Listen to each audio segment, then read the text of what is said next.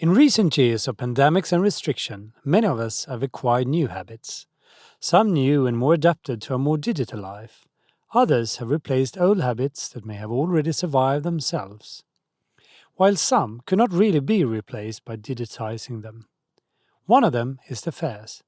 Despite ambitious attempts to create platforms and well-curated sites with magnificent visual experiences, nothing has been able to replace the physical encounter between us humans and all the fantastic objects and works of art that our industry surround us with.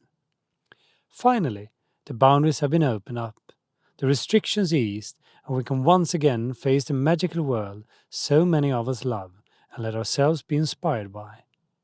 Today, we will meet a person who has eagerly waited to invite the audience with open arms.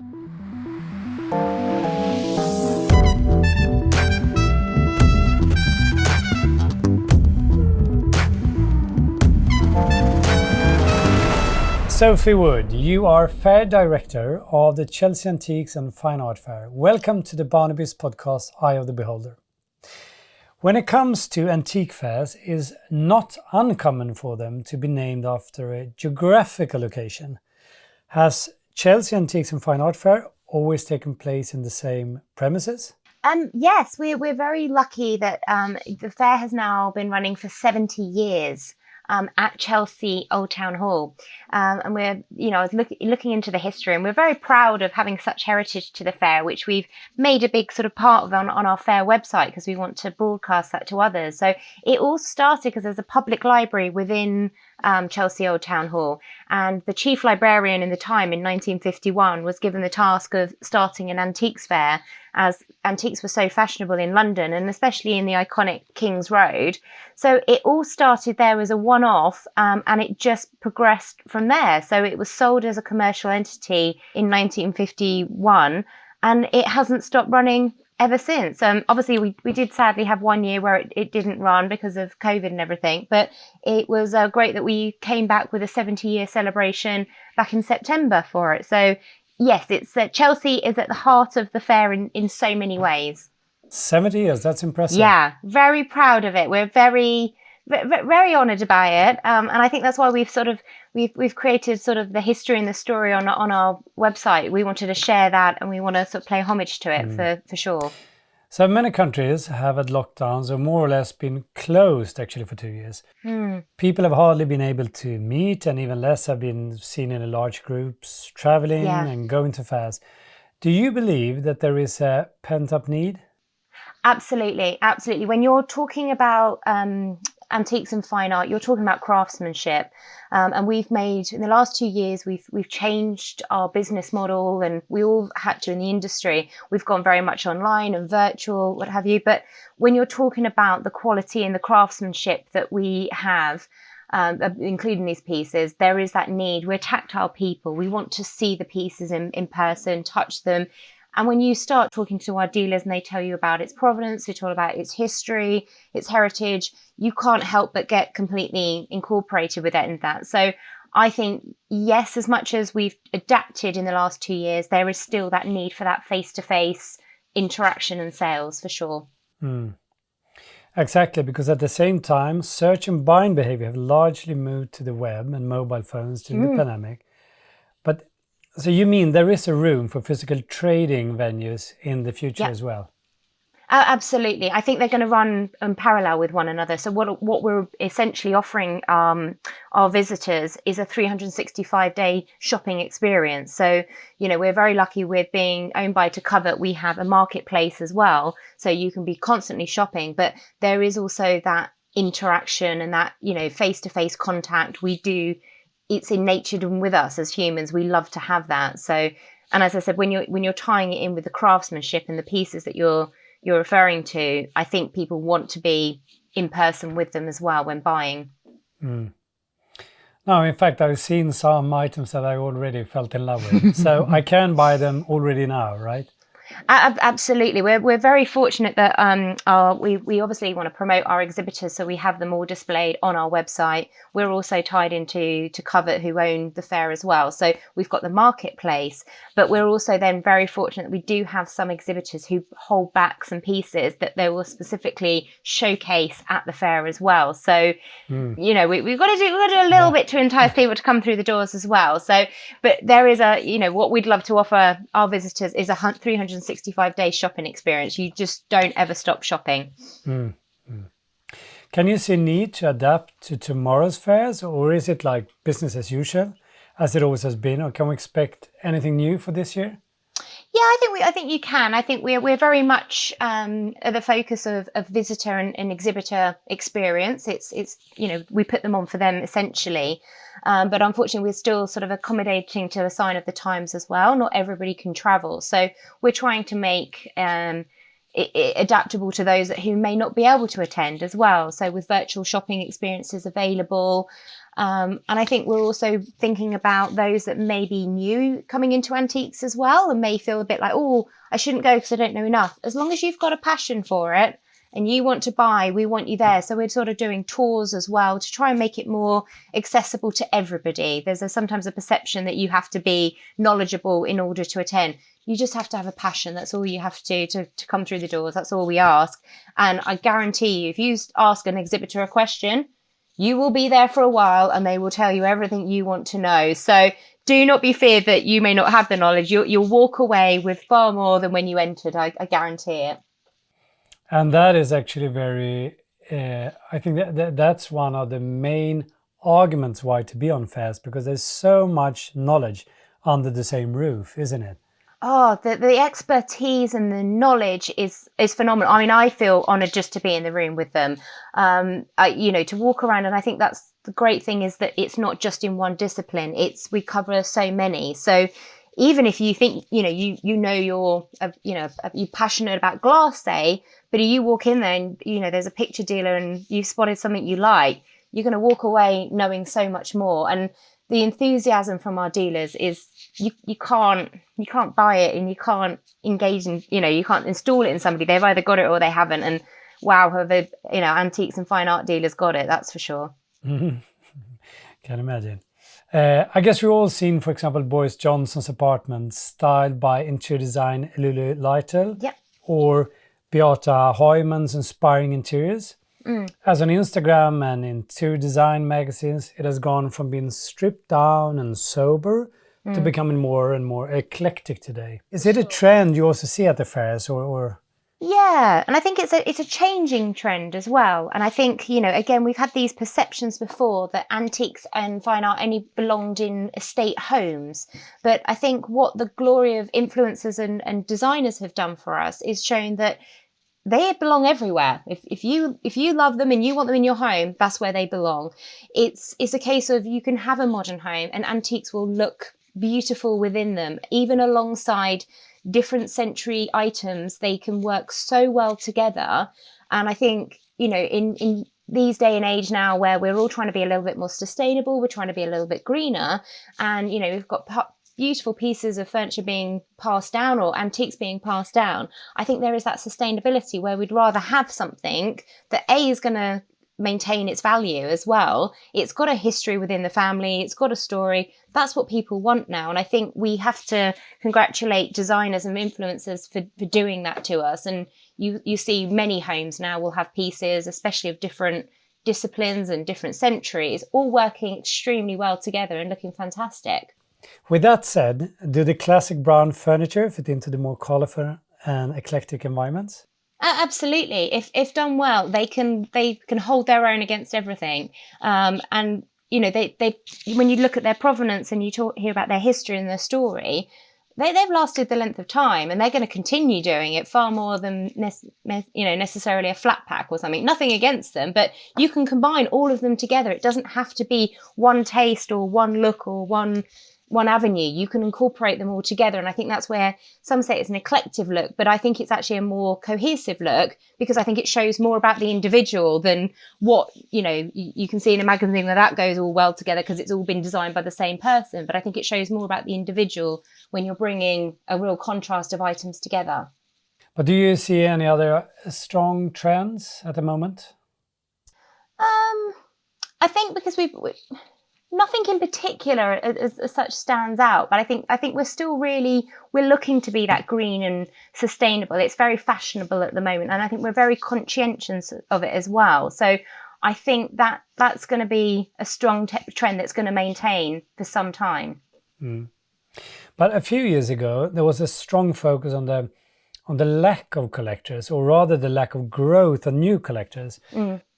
I feel now we see a lots of new collectors, but of sneakers, luxury handbags, watches, and Pokemon cards. Do you also see a shift when it comes to the collectors and buyers at antiques and art fairs? I think so, and I think you can see that within our demographics as well. It's if you have a passion for, like we've said about high-end quality items, well then you're going to find it. We've seen one visitor walk through, buy the Rolex, has bought the brown furniture and bought the painting to go with it because that's what they love. And I think it's just people not following trends as such, as following what they like. It's changed to a more personal thing rather than always having to follow what the trend is necessarily. If we look into the Barnabas data, we can see a shift of demographic more towards millennials. Yeah. And I mean, we both know that this is a much coveted group of people that everyone has been talking about so much. But has this much coveted group of millennials shown any interest in collecting arts and antiques? Or is it still a relatively old audience at the fairs, would you say? No, I think you're absolutely right. We have seen a much younger audience being more engaged and becoming collectors. And I think that's been because we've changed our ways in which we engage with that audience as well. We've still got our traditional methods and forms, but I think reaching out through the social media has made it a far more accessible to that audience. It's a way of engaging with them. The virtuals, the online shopping, that's something that they can relate to. So the marketplaces, they've made it far more interactive for millennials to become collectors as well. And how important is social media for you as a fair? Totally. Absolutely. I've got a really strong team behind the fair that are doing the social media. You have to, and I think more and more we saw it over the 2 years of being locked down and what have you. It's shown the way that we shop as a nation is changed. So you have to adapt to accordingly to that, and that's not just to millennials. We can't just brand that that's the way to get to them. We are all doing it now. So I think it has proved to be a great way to interact with people when you're not with them. And I think that's what the last 2 years have showed, that we like that interaction, and it's a way to provide that to us. In fact, I think that has been a challenge for the fairs. I mean, they are there once or twice a year, but in the between, it has been nothing at all.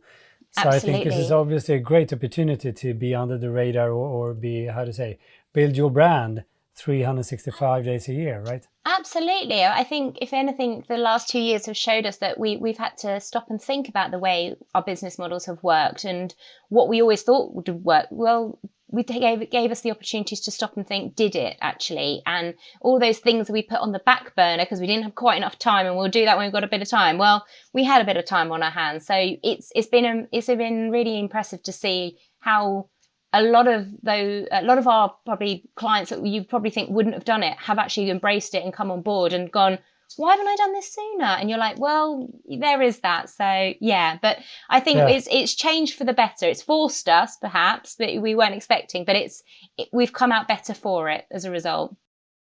I heard those arguments many times that, well, that will be for my kids, so that will be for next generation. Exactly. Yeah. But the wheels are turning faster, so they can't actually just avoid it.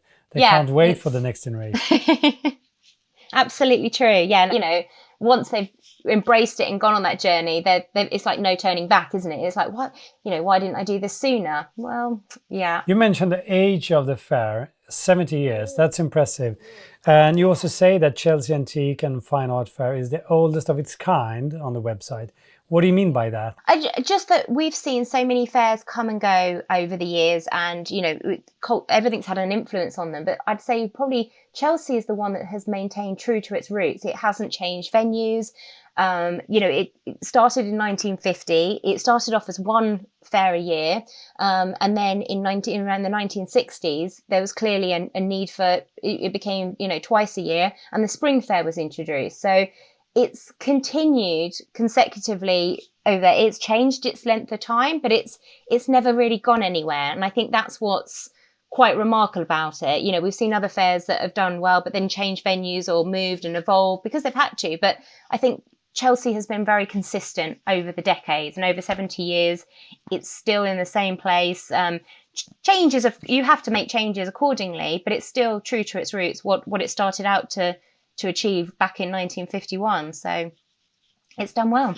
But does that mean that it's just a UK dealer, or is it some international dealers as well? Yeah, I mean, we've got international dealers as well. It's just obviously we've been slightly restricted over when we launched it last year with lockdown and there was limited travel. But I think as that slowly opens up, I think we'll introduce that more. We're seeing it with the visitors. We've got more of an international visitor clientele to it, and we're sort of doing more and more we can to get those visitors who can't attend to still be a part of the fair as well. Yeah.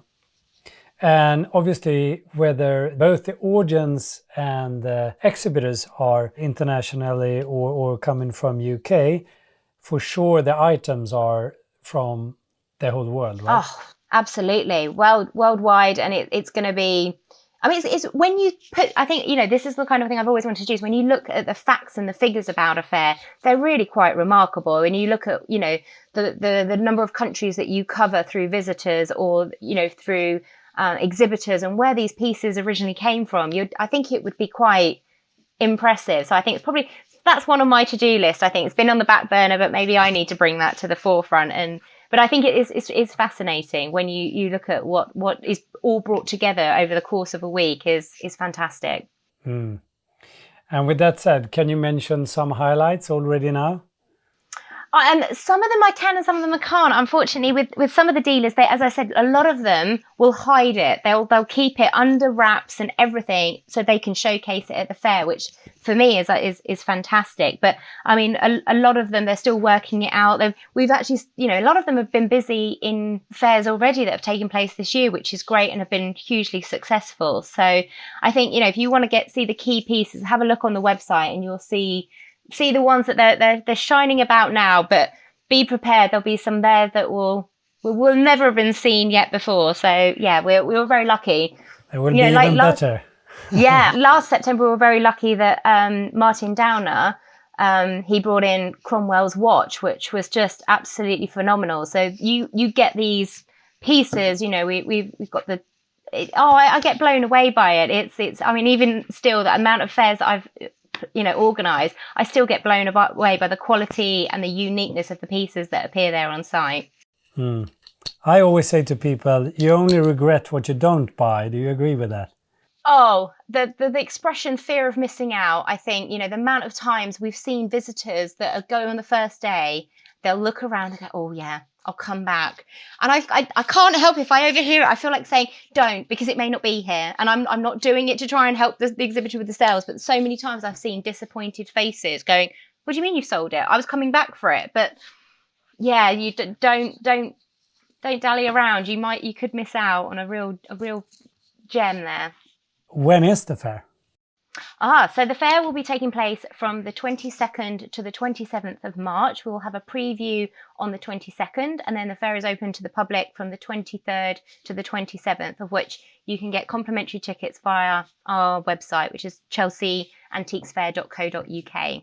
And will there be any regulations at all, or is everything lightened up, or how do you say? At the moment we're lightened up, but we're surveying it on a daily basis, and having done the fair in September, we have protocols in place. If we need to, we can do a one-way system. We'll understand the situation with the masks and vaccinations, so we'll be guided very much by the government, but we keep a look, keeping an eye on it on a daily basis to sure we want to make sure that both visitors, exhibitors, and all staff feel safe whilst visiting the fair for sure.